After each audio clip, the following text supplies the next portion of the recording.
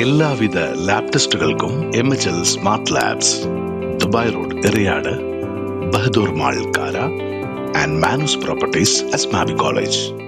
ചാമക്കാല കടപ്പുറത്ത് ജിപ്സി മറിഞ്ഞ് വിദ്യാർത്ഥി മരിച്ച സംഭവത്തിൽ ജിപ്സി ഓടിച്ചയാളെ അറസ്റ്റ് ചെയ്തു. ജിപ്സി ഡ്രിഫ്റ്റ് ചെയ്യുന്നതിനിടെയുണ്ടായ അപകടം. 14 വയസ്സുകാരന് ദാരുണാന്ത്യം. ജിപ്സി ഓടിച്ചയാൾ അറസ്റ്റിൽ.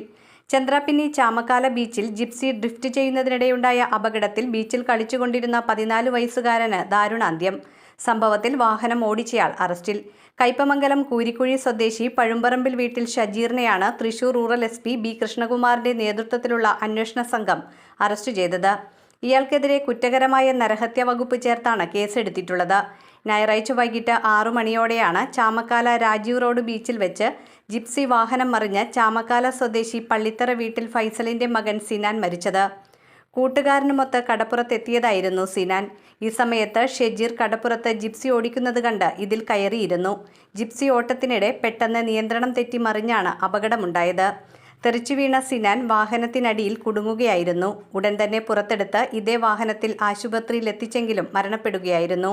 സിനാന് തലക്ക് ഗുരുതര പരിക്കേറ്റിരുന്നു. തുടർന്ന് കയ്പമംഗലം പോലീസ് പ്രതിയെയും വാഹനവും കസ്റ്റഡിയിലെടുത്തു.